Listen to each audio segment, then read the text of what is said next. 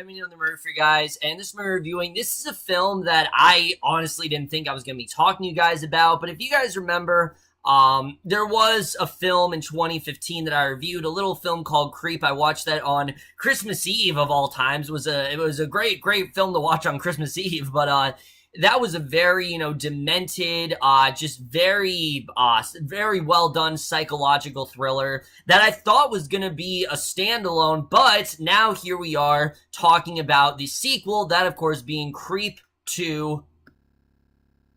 And what Creep 2 is essentially about is basically after the events of the first film, much time has passed, and we focus on this character of Sarah. And Sarah is someone who she has this series encounters where she's trying to interview ordinary people with these extraordinary stories, but it doesn't seem to have much traction whatsoever. And when she gets note of Joseph and, his whole obsession with killing, now calling himself Aaron, she starts to become very much enriched into his world and into his worldview and really longs to continue to document him as much as possible, and that's really all I'm going to say. So Creep 2 in general, like I said, I did not think this was going to happen. Creep seemed like a standalone film. I didn't see the need for a sequel, but I heard there was going to be a Creep 2, and I was down for it because I loved the first Creep. It was just such an enjoyable, really, like I said, horrifying, but at the same time, really charming surprise. I just really loved everything about the first Creep. It's a near masterpiece for me. And Creep 2...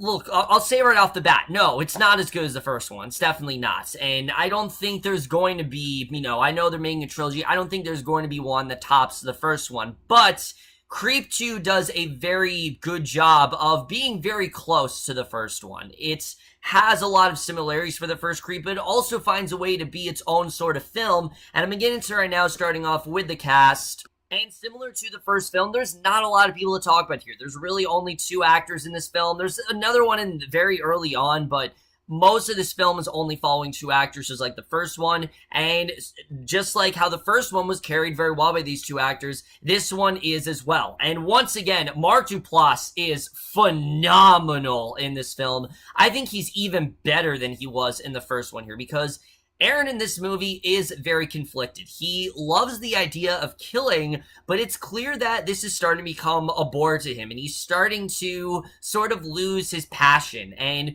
as demented and psychotic and fucked up as his character is, you kind of are feeling for him. You kind of get a lot more into his backstory. You find out what he's been through. You find out why he developed such an affinity for killing and why it brings him joy, and I thought it was just so well done. And the way that Mark Duplass goes about this character, I mean, he really is a loose cannon. He's someone who sometimes he talks, he's very soft-spoken, and he's a lot of fun to watch. He has the essence of a child at points, but then he'll go into and channel this darkness and the stuff he's talking about. Yes, it's very, very dark subject matter, but Duplass really just goes all in on this character. He really gives it his all here. He continues to show why I think this is his strongest role to date, and he really is the thing that makes these films for me.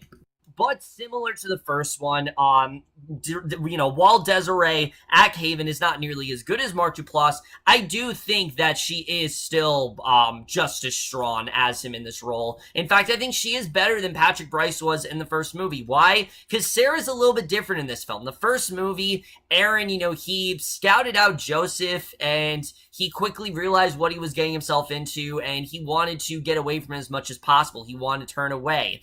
Sarah isn't really like that, because very early on, Aaron lets her in on what's going on with him, what's up with his character, that he is a killer, and she's more intrigued by it. She wants to stay. She almost is just as messed up as his character. She'll do whatever she can to get viewership, even if it means killing him. She'll do whatever she can. She doesn't care. She's so obsessed with getting viewers, and she'll do whatever she can to do so, and I really love about her character. These 2 just play off each other so well. I thought they had fantastic chemistry throughout the film, and again, Patrick Brice just proves to show how little you can do with just, how much you can get out of 2 actors with such little story and such little character. You can get so much out of the film with 2 characters, and I really love that in this film.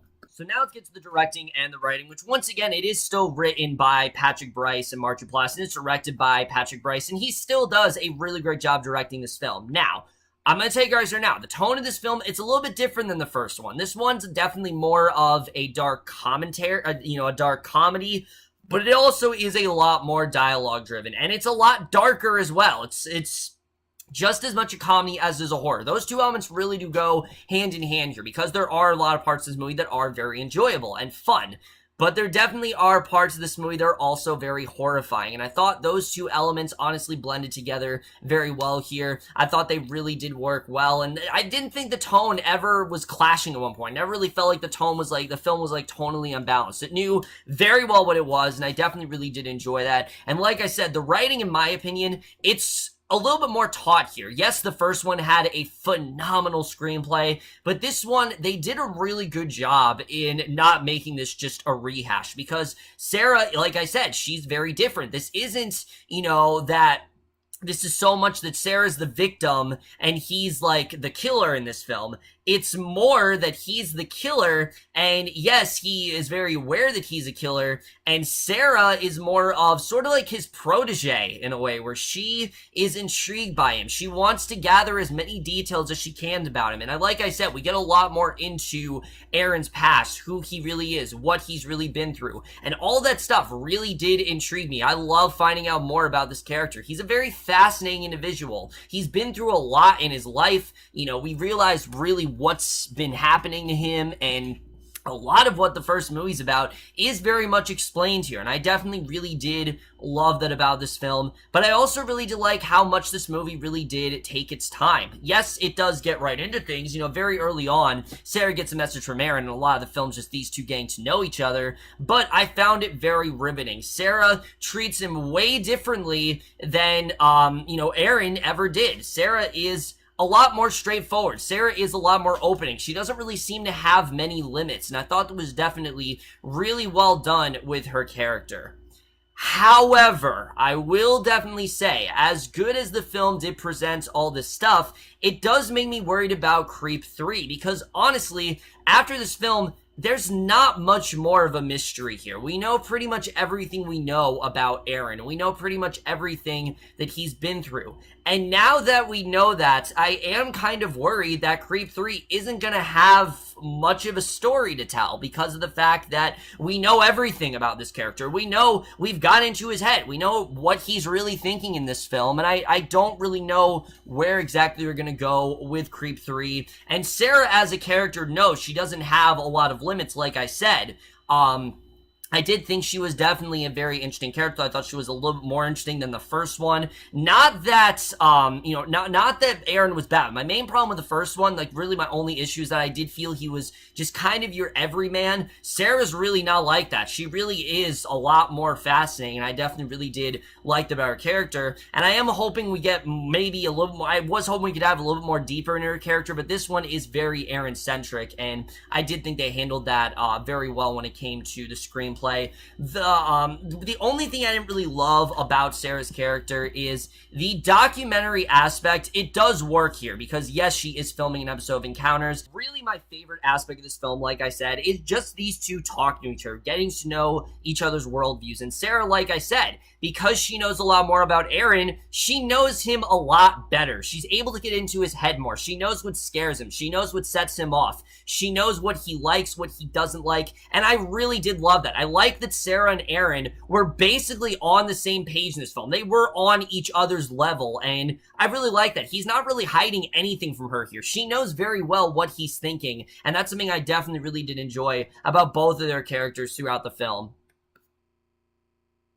And I understand we're supposed to be on that show, but the film directly explains what Sarah is feeling the entire time, and that's very different than the first one. The first one, yes, Aaron was shooting it, but we could tell how he was feeling just through the movement, and that's not really the case with Sarah. We know how she's feeling because, Sarah literally tells us throughout the entire film, and I don't know, it took away some of her character development. It felt a little too on the nose to me. Like, the film it didn't want to focus as much on Sarah, wanted to focus more on Aaron, and it didn't work as well as I think it could have. Also, the climax of this film, I didn't think worked as well. I didn't really feel like it was as strong as the first one was. It felt like the movie, they just needed a way to end it, so they just kind of wrapped it up, and I did not think the climax was as strong here. The cinematography here is still fantastic. It is very well filmed, and especially compared to other found footage films, this one really is a standout here. The way they've been able to, the cinematography here is just fantastic. The score as well, I definitely really do love. And the movie's a little bit longer than the first one, but it really flew by for me. I was into it pretty much the whole time. Similar to the first one, it is relatively short, and it definitely is something you can get through very quickly.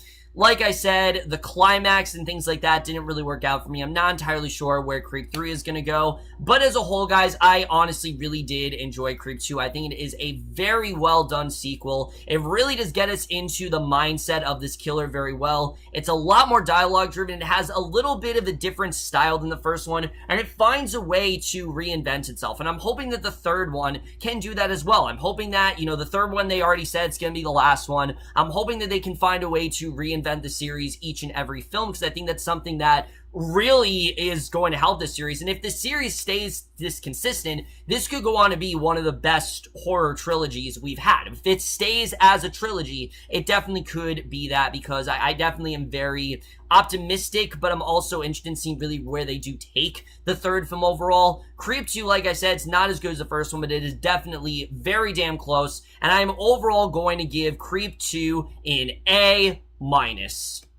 So over, guys, review of Creep 2. Let me know what you guys thought of me overall. Left your thoughts. Like I said, really loving this horror franchise so far. If you guys have not seen these films, they are absolutely must watch, especially if you don't love found footage films. This definitely might get you on board with it, because I definitely am not a huge fan of found footage, but then these movies just really showed the potential of what you can do with them, and it showed how much you can get out of such a small setting and such a small concept, and they really just, again, it's just very well filmed here, and it's very well done. But that's it from our review. Hope you guys enjoyed. We'll see you guys in my next video, and we'll see you guys for that. Okay, bye.